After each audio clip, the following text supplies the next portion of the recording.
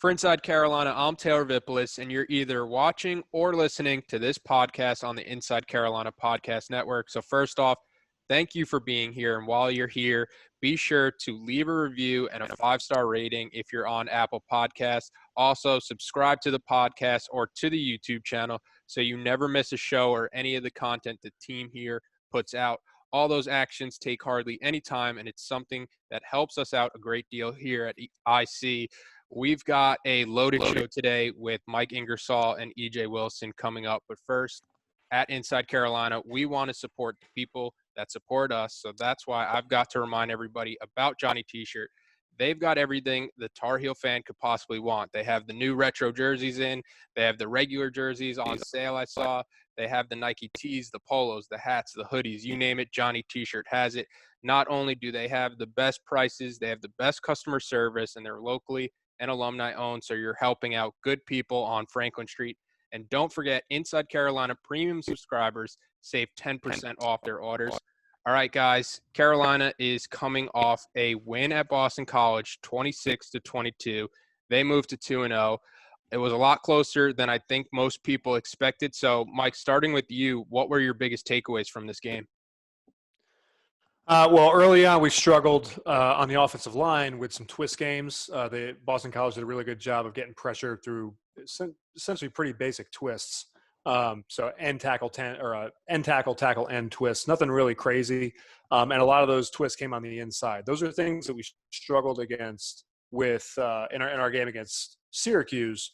Syracuse was able to get home with just some basic twist work. Maybe it's, they'll run a twist and they'll bring one extra blitzer. So really just a 5-man rush, nothing crazy, nothing these guys haven't practiced before, just things that because of the shuffling of bodies up front for our offensive line right now, I think it's just a comfort issue with some of the guys playing next to each other. So I saw that happen a lot in the first half, a lot of struggles with just basic twists in pass protection. But that in the second half, we actually improved that. We fixed that problem. And I think we extinguished maybe a potential issue moving forward because teams were going to continue to throw that stuff at us until our offensive line showed that they could stop it. But that, I think we put some of that stopping it on film for the games moving forward. So that was a positive. We also were able to break some runs in the run game against what I think is a pretty stout front seven for Boston College. So that was encouraging. I wanted to see how our run game was going to improve or maybe just stay on track from the Syracuse game, given the 21-day layoff, which is basically like Mac Brown told the media before the game, kind of like a little mini off season in the season there. To me, as a player, and I'm sure to you and to EJ, it sounds like a nightmare to have 3 weeks off in between games. It's like starting all over. It's like playing game one all over again. I would never want to do that. Plus, you factor in the weird off season they already had with no real prep. That just it made it was a recipe for disaster, frankly, especially being the number 12 team in the country. Carolina doesn't have a history, particularly the teams I played on, of really capitalizing on being ranked and moving itself up through the rankings. This team, however, came out with a win. It was ugly, but a win is a win. So I think that we solved some problems in terms of getting hit with more twists moving forward from other teams. I think we put it on film that we figured that out and that the guys that we have in there and the guys that we're going to roll with on the offensive line, that they can handle that. So hopefully we extinguish that moving forward. And I also like the way that we were able to run the ball against what I think is a pretty good front seven for Boston College. EJ, but what about you? What were your biggest takeaways? My biggest takeaways are that we're a defense that's going to bend but not break. I mean, you saw a lot of times Boston College was able to move the ball pretty well, especially through the air. I think we did a great job of shutting down the run once again. We've proven that our defensive line is really going to be the strength of that defense with clogging up the middle and allowing our linebackers to run free, which they did Saturday. What was discouraging to me was that it looks like we were getting caught out of position again, just like we were last game. I know we had a few weeks off, which Mike just mentioned has been a nightmare, but it just kind of we obviously showed our rust in our pass coverage. It's like, and a lot of times because we were getting so much pressure and being so active in the quarterback's face, I think a lot of times we got caught watching. And for as good of a day as Trey Morrison had, I think he did struggle a lot covering their tight end. As you see that he was their leading receiver, so it was kind of feast or famine with him. But I mean, all in all, I do like the way that we played. I mean, we were in trouble a lot during that game, but as you can see, even at the end of the game with the 2-point conversion that we took and converted when they were really threatening to potentially win this game. I mean, it's just resiliency, and that's something that we really haven't seen in this defense and this team over the last couple of years, which I think is an infusion of the coaching staff that we have there and kind of some of the Mac Brown effect, and of course some of the coaches in the defensive room. That's what really stood out to me. I mean, and of course, Ray Vahasek, he is an absolute man out there. I mean, not only does he dominate the line of scrimmage, it's like he's around the ball at all times. I mean, if there's a good play or something got disrupted, you're usually going to see 51 somewhere around the ball. I mean, it was kind of uncanny that the way he was always popping up. So, I mean, just continuing to see impressive play from him, impressive play from the Fox brothers, and, of course, impressive play from Chad Surratt, our potential All-American. So, I mean, I'm starting to see our pass rush and our blitz packages, they're definitely starting to come together more. But I do want to see us improve in pass coverage, because I think that if we're able to cover that tight end to not blow as many coverages and play technique and read our keys, I think that this game's not as close as it is, and we don't give up over 300 yards passing to a quarterback I don't think we should have given up that many yards to. Yeah, that resilience. EJ, what was the nickname you and what was the nickname you and Joey Powell ultimately settled on for Vahasek? Vohavoc. We're going with Vohavoc. That's a great one. We're going with Vohavoc. Definitely credit Joy with that one. That's an absolute great nickname. And I mean, I think it epitomizes his play style. Vohavoc, that is a great name. But I love the point you made about the resiliency. Mac Brown hit on that in his press conference, that he thinks that this was a game that this Carolina team loses last year. And you could definitely see that. And my biggest takeaway was that this looked like a team that hadn't played in 3 weeks, and that they do still have major areas of concern to address. And sometimes they say it's better to be lucky than good at times. And I think the ball bounced in Carolina's way when you look at plays like the Sam Howell fumbled, where he tried to make something out of nothing through the ball, and somehow Javonte Williams was able to recover it when it looked like there was a swarm of Boston College players going to the ball. Boston College not being able to capitalize on scoring a pretty easy touchdown before the half, one that their quarterback definitely wishes he had back today. And then you look at the Sam Howell interception, where nothing's working deep. He forces one to Javonte Williams in double coverage, and a very ill-advised pass interference on Boston College to take away one of their turnovers. But Carolina, they're 2-0, and there are plenty of positives that we can talk about from this game. Mike, you hit on it, the run game, behind two guys that look like NFL backs more and more every game. So in your opinion, what do you think it is about UNC's offensive line that they're doing to create such a good running game? Because now Michael Carter and Javonte Williams, they rushed for 6.6 yards per carry. So obviously something is working there. Yeah, so you got two things working for you. You got schematically, you have tempo working in your favor, right? So what Longo does a good job of is once he snaps off a first down, call it a 10-yard out, right? And he snaps off a first down, we're up on the ball and we're moving again on first down. Or if we break off an efficient run or something on first down, as soon as we move the sticks, we're back on the ball, we're moving again. He understands how to quick snap teams and keep tempo going, so you have defenses on their heels. And he throws that in. It's not an every play thing. It's not like the old Chip Kelly Oregon offense or sometimes even the Mike Leach offense down at Mississippi State now, or the old Washington State and Texas Tech offense. It's not bang, bang, bang, bang, bang, nonstop. Even Baylor, I guess you could say, under Briles, right? It's not just nonstop tempo. It's strategic and purposely placed tempo. That Carolina runs a lot of plays, but they know when to get up to the ball and quick snap, and I think that helps the running game a lot. Especially when you got a defense on their heels, you get up to the ball and you snap off a 5 or 6 yard efficient run. Maybe it's for a first down, maybe it's for a big gain on first down to get you ahead of schedule on second down. So you got a second and medium, or maybe even second and short going. Longo knows how to get that moving and keep momentum going in a drive using, again, strategic tempo. So I think he's got that working for him schematically. So that's a coaching thing. But what you have from the player's standpoint, too, is you see a lot of learning. And one of the things that I want to bring up is early in the game, I think it was about I guess we'll call it the 9-minute mark, maybe the 9.5-minute mark. Brian Anderson pulls out on what is essentially a center trap of the defensive end. You got the right tackle and the right guard blocked down, and the center pulls out. Brian Anderson was trapping the defensive end. That's designed you can either keep your feet, go hat in hands, and try to drive the defensive end out, or really what the most effective thing to do is just cut that defensive end, because those down blocks are designed to create a sieve. Now, the way that cut block should happen is you cut the inside leg of the defensive end. The reason why you do that is it forces the defensive end to spill outside of you, which naturally widens that running lane. Brian did a good job. We had a good down block of the right guard, good down block of the right tackle. Brian gets out and he goes to cut that defensive end, and he gets him on the ground, but he cut the outside leg. So we're talking it would be from our standpoint, the right defensive end, his left leg, his outside leg closest to the sideline. He cut that leg. That forced him to spill inside. So instead of widening the hole, he actually clogged up the hole. And then that kid ended up making the tackle. So instead of what could have been, if you look at the film, probably a 6 or 7 yard gain, it amounted to no gain. Maybe I think Javonte might have got a yard. Well, later on in the game in the fourth quarter, we ran that exact same play. To the same side, same two guys, right tackle, right guard, down block.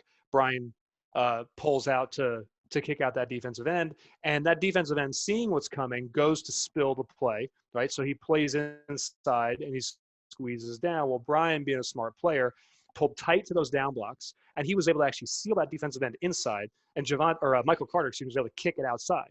And we got a huge gain on it. And I think the play ultimately came back. But what you saw there was you saw learning and our offensive line being able to adapt. So that's the other big thing I think you're seeing in a run game, is that through multiple looks, all right, guys are able to adapt and adjust, either whether it's sideline adjustments or it's halftime adjustments. You're seeing them not making the same mistakes more than once throughout a game. And in the running game, late in the game, when a defense is getting fatigued and you're able to lean on them and wear them down a little bit, understanding the mistakes you made earlier and not making them a second time, but in fact doing it perfectly, like Brian did on this example, right? The second play he did perfectly. He sealed that defensive end. He took what the defense gave him, and it ended up being a big gainer that, again, I think came back for a penalty.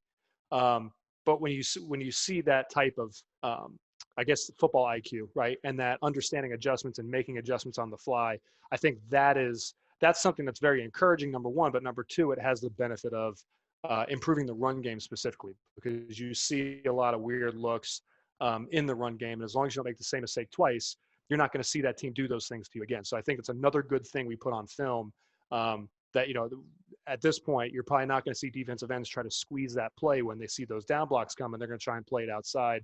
Brian, this week, I will assume, will have his opportunity to now cut that inside leg and widen that play naturally, just because of what they see on film.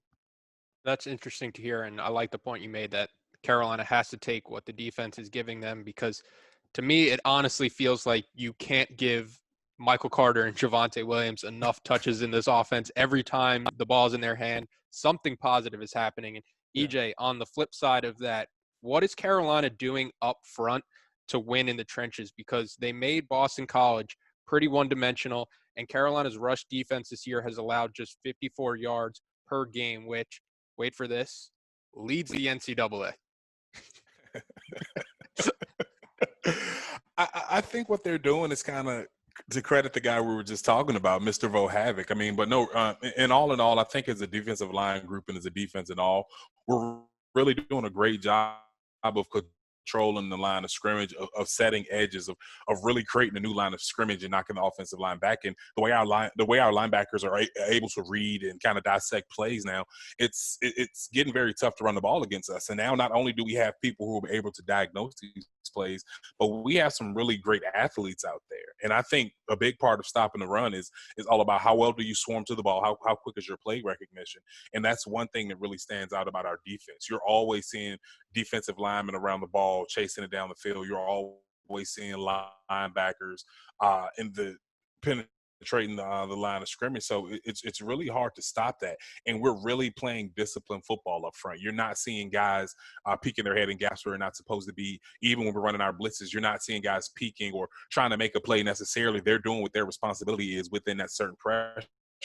And you're seeing guys starting to make these plays. So, I mean, that's what's really stood out to me. And that stopping the run is really going to win a lot of games for you, but we need to start to convert some of that and actually start to play the pass a little bit better. And I know we're talking about the run right now, but it really I don't think it's anything too complex that we're doing. I don't think there's anything scheme wise that's really revolutionary. I think that we just have guys up there right now who are determined to play disciplined football and who are hungry. Guys who kind of sat around and knew that what type of defense they were on the verge of playing last year and are just improving. I mean, so I don't think it's really anything too breakthrough of what we're doing. We're playing disciplined, passionate, energetic football. Mike, I saw the look of shock on your face when you found out Carolina leads the country in rushing defense. So Carolina, 54 yards per game. Pittsburgh, number 2 at 57.5 yards per game. Georgia, 58 yards. Army West Point, 66.8 yards. So Carolina, it's obviously a very small sample size with 2 games, but Carolina's in some pretty good company there. They'll be tested this week for sure against Virginia Tech, who's averaging 319 yards on the ground this season. Their running back, Khalil Herbert, has 26 carries for 312 yards. For all of you that weren't math majors out there, that's 12 yards a carry. So something is going to have to give in this upcoming matchup. But, Mike, I want to get back to the offensive line, who unfairly gets criticized at times when it's a running back's fault in pass protection. But I think there is also a good amount of people who are waiting to see what this team can do with a healthy offensive line, and that'll come whenever Joshua Ezeudu returns. But I'm just wondering, in your opinion, how fair is it to put these expectations on Ezeudu, who has only started 7 games?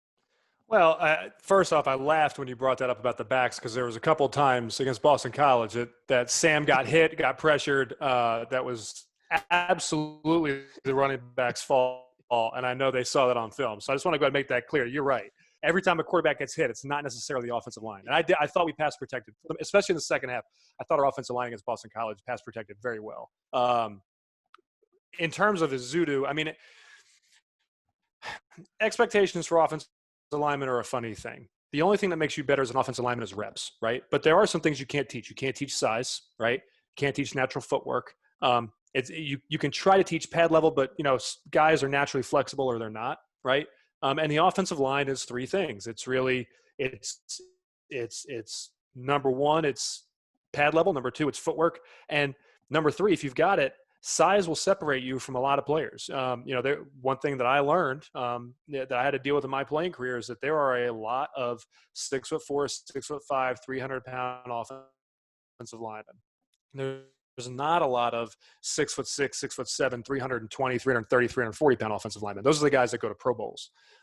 So you can't teach size, and you can't teach natural flexibility. I think the expectations on Josh, with him coming in now late in the season, coming into play, there's going to be a learning curve here. So I would be very careful to expect him to come in and just immediately improve this offensive line. One thing we talk about a lot, and it sounds cliche, but it just frankly isn't for this one position group.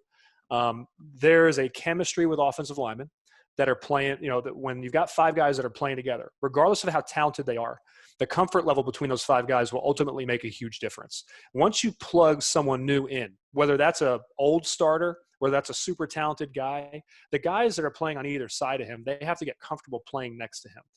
Their play style is going to change slightly as they're working out the kinks with that new relationship. That's going to force the guy next to those guys. He's going to have to play a little differently to make up for the things that those guys are trying to overcompensate for. And there's going to be a chain reaction throughout the offensive line. And it's going to take a game or 2 for that combination of linemen to really be comfortable together. So whereas Josh may not be making a ton of mistakes himself, again, we'll see this when the film comes out, but let's assume Josh isn't making a ton of mental errors, not a lot of missed assignments. Physically, he's holding his own. There may still be issues on the offensive line that are fairly or unfairly attributable to him simply by virtue of him being the new guy in.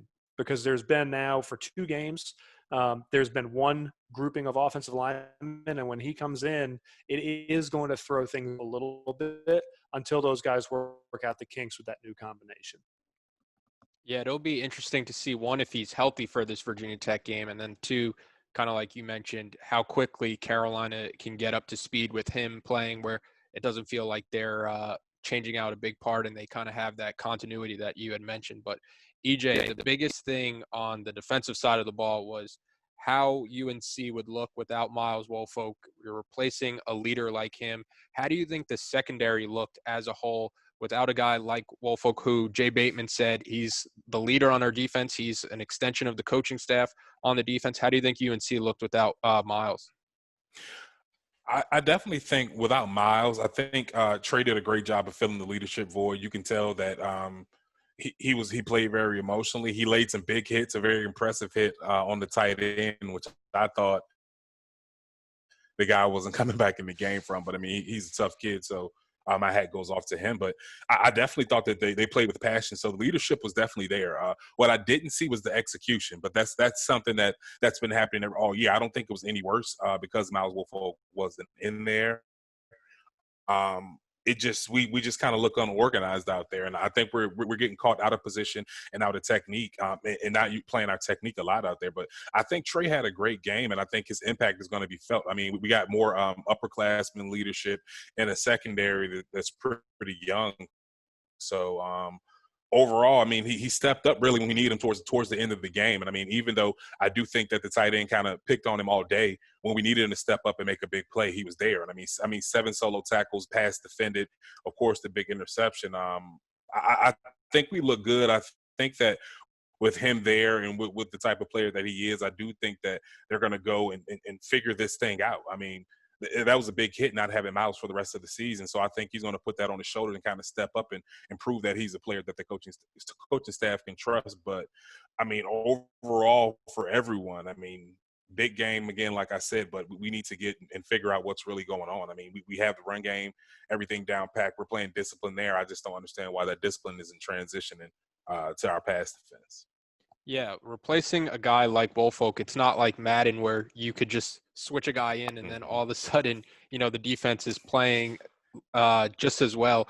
But you mentioned Morrison, a couple of those hits across the middle make me glad that I will never put on pads and run in between the numbers ever again. And then, of course, he has the biggest play of the game where he intercepts the 2-point conversion and returns it all the way. And like you mentioned, EJ, the thing that I love about Morrison, and we've seen it from Chad Surratt too, especially in that Duke game last year, when they're going to step up when the team needs them the most. And as a guy in that locker room, that's something that when you're trying to replace a leader like Miles Woolfolk, knowing that somebody is at their best when the game matters the most, you're going to be drawn to those guys as leaders more. So I think that's a big thing that for this Carolina team to look for moving forward. And Mike, I mentioned earlier about areas of concern for this UNC team. How big of a concern is it for you, the lack of a deep ball from Carolina's offense? Last year on throws, 20-plus yards downfield, Howell threw for 1,300-plus yards, 21 touchdowns. This year, he's 0 for 8 with 1 interception. And that identity, which makes up a huge part of this Carolina offense, has just been completely missing.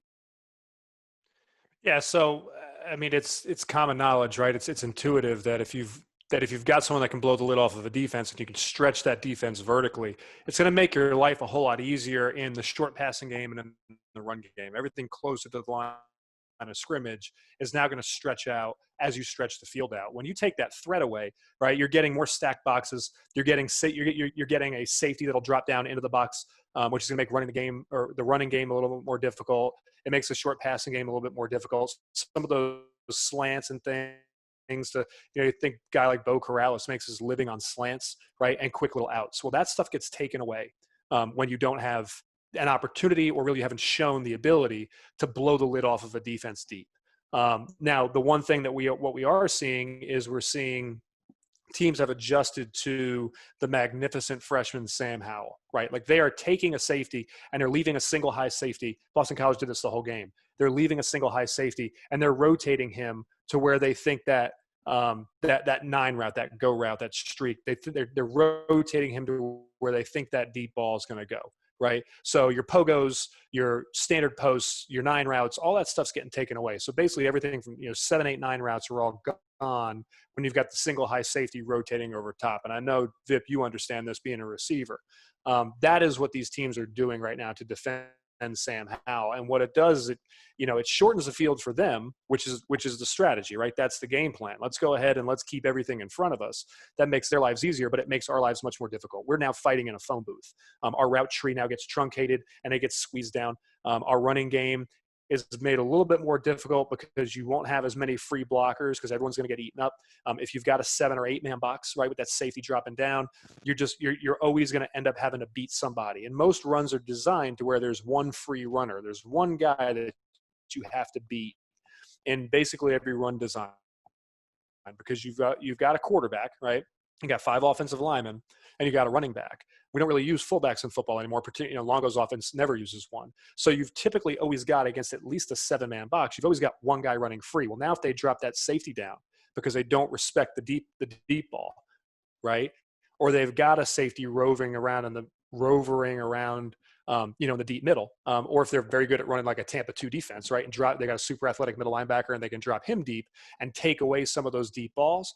Well, now you've got 2 guys that you're having to beat in the run game, and that makes the run game much more difficult. You got 2 guys unaccounted for in the blocking concept. So that's where your life gets made a lot more difficult. And Carolina is going to have issues, particularly against a team like Virginia Tech coming up. If they're not able to early on establish that they're going to take shots and they're going to connect on some of those shots, if Virginia Tech isn't going to respect the deep ball game, we're going to have a long afternoon. It's not undoable. It's not unwinnable. Carolina is very talented across the board, but it is going to make our day substantially more difficult. Yeah, this has been the biggest concern for me this year, Carolina in the passing game.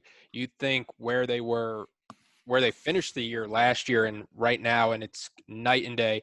Like you mentioned, they're taking that deep ball away, and mainly I think it's on the receivers right now who have struggled to create any kind of separation on those underneath routes, and it's creating a lot of tight windows for Sam to throw into, and it's causing him to hold on to the ball for way too long, or it's causing him to force things that are just not there. And you look at a guy like Daz Newsome, who came in on the Bolitnikoff preseason watch list, and he has 3 catches for just 31 yards through 2 games. So I think Carolina is going to have to figure out a way to get him more involved and get creative in the offense to get a guy like him more involved. And like you mentioned, when your receivers are struggling to create separation, probably the last team you want to play on your schedule is Virginia Tech with their long corners. I know Caleb Farley opted out for the season, but they still have long corners. They're going to get in your face. They're going to jam you, and they're going to make you respect them. And that's an interesting matchup going into this Virginia Tech game, because like I said, when you're struggling as a receiver to create separation, the last thing you want is a cornerback pressed in your face.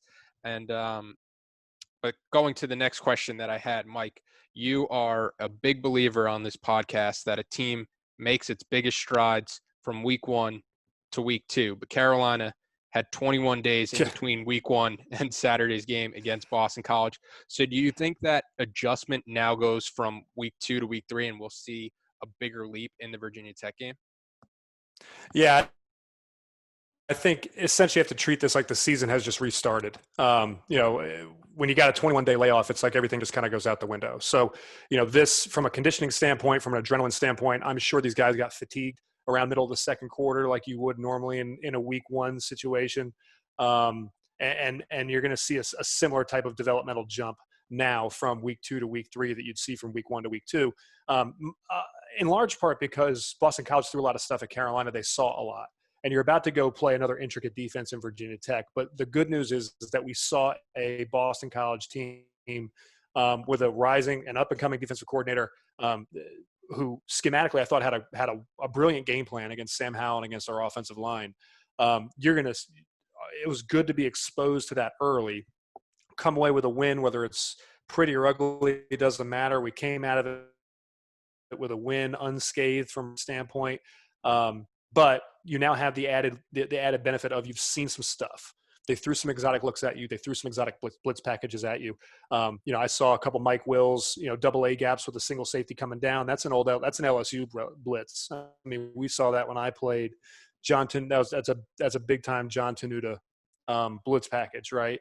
That's difficult to block against, and you're going to probably see that again from Virginia Tech. Virginia Tech loves to do that too. That double A gap +1 coming down the middle. Bud Foster used to run that against us too. So Carolina will likely see that, but the good news is they've already seen it once. It shouldn't catch them by surprise. So you will likely see a developmental jump. Again, because now they've seen some extra stuff early in the season. They got exposed to some stuff, and I think that big jump will happen hopefully this week. Players have more confidence. You came out of last week with a win. Again, you're playing a very strong front seven. I think it was a good test for Carolina, a good warm up for this Virginia Tech matchup, which the way it's looking, it's going to most likely come down to Virginia Tech, us, and Miami for the Coastal Division. If you're able to knock out Virginia Tech early, that leaves one other team on our schedule to really have your eyes towards, understanding that every single game matters. A quick note on that: there is no divisions this year. Oh, that's true. Yeah. Yeah. So that's right. It's just records. Yeah. Yeah. So Notre Dame could be in that factor for the 2 seed, but like you mentioned, this is still a game with huge implications. And EJ, you could start us for this question. Carolina is coming in ranked 8th in the AP poll right now. They're going to be getting everybody's best shot, starting with the Hokies on Saturday. How do you handle playing with that target on your back, especially against a team like Virginia Tech, who seemingly has Carolina's number? And no matter the talent on that Virginia Tech team, this is a game that they're always going to get up for because they understand the implications this game always has for the season. So kind of how do you handle being the hunted now?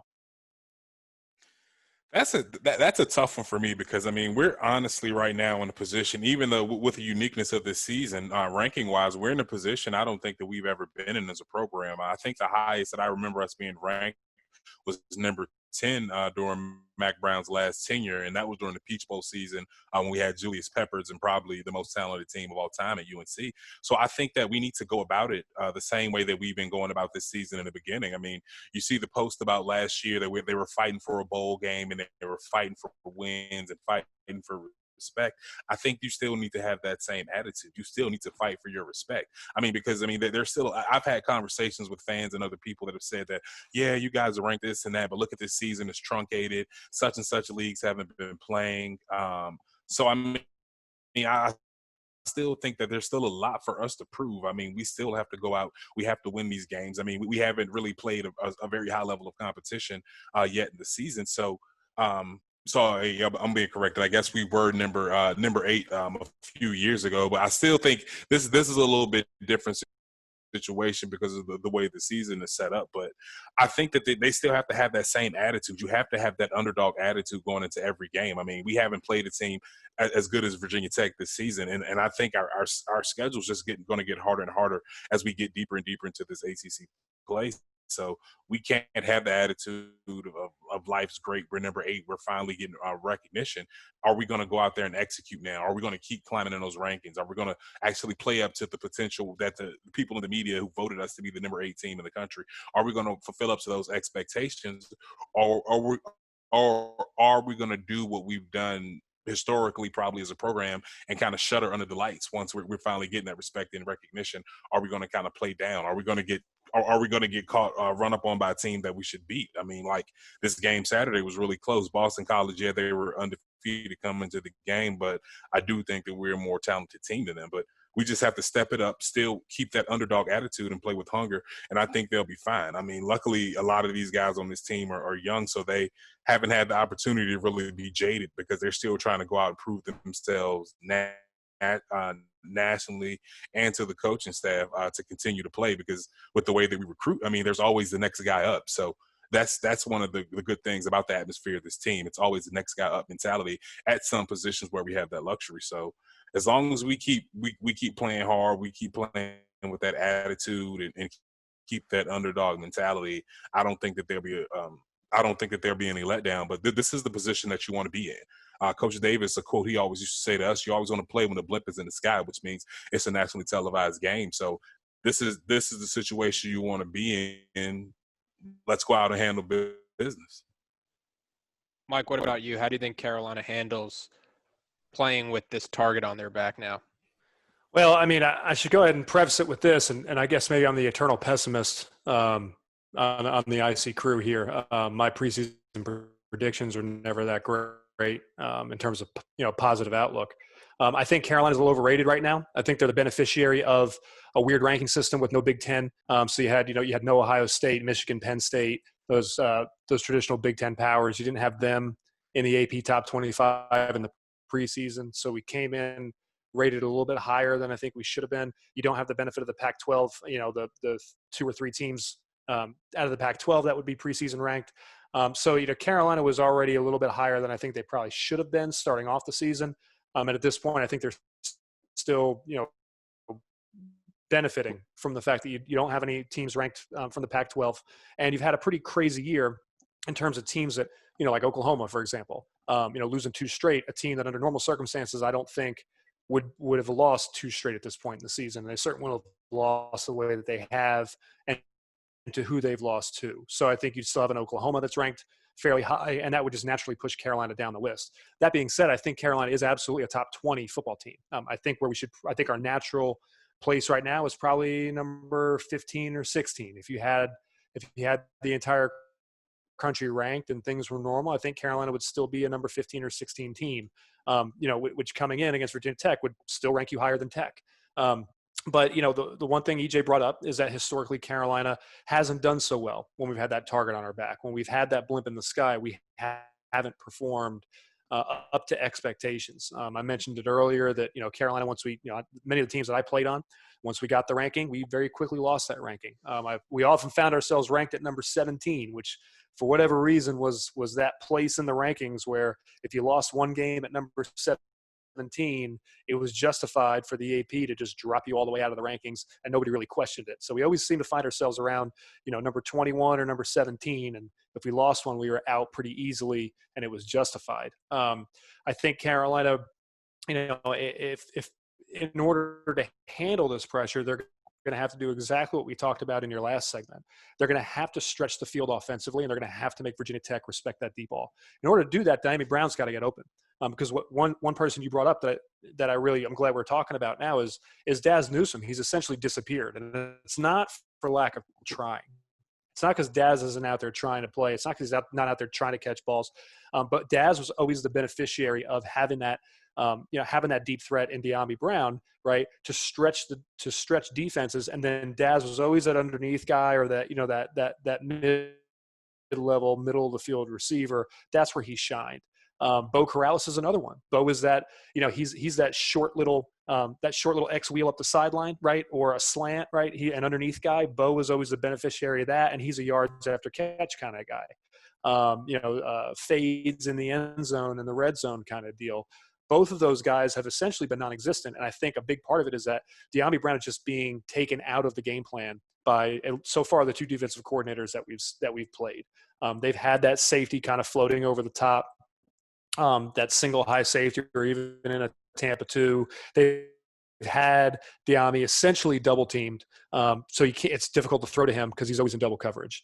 When you don't have that threat for the long ball, it makes things more difficult. So if Carolina is going to play well in this game and they're going to play up to expectations, and we're going to see the offense that has been so highly touted, understandably so and justifiably so based on last year's production. If we're going to see that offense, or we're going to see this team succeed, really it comes down to one thing, and that's, do we have a deep threat? Because that's going to make the running game better. It's going to make the short passing game better. And that's going to allow us to strategically tempo Tech and hopefully do the things that we're good at. But it's essentially going to start and end with Diami Brown's ability to get open over the top. Speaking on the ranking, I had mentioned that I thought this past Boston College game was an uninspiring win. And I think I'm looking at it from the perspective that if you tell me the Syracuse game and the Boston College game, those were wins from a team that's going to go 7-6, fine, you take those. But if you're telling me that this is supposed to be a top 10 team that's seriously contending in the ACC, Carolina is going to have to put together complete games, put together some convincing games, and hopefully for this Tar Heel team that starts on Saturday against Virginia Tech, you have number 8 North Carolina versus number 19 Virginia Tech. Somebody is staying perfect in the conference. What a game this is going to be in Chapel Hill. Looking forward to breaking it down with you guys next week already. Yeah, sounds good. I'm looking forward to it too, Vip. Oh, definitely.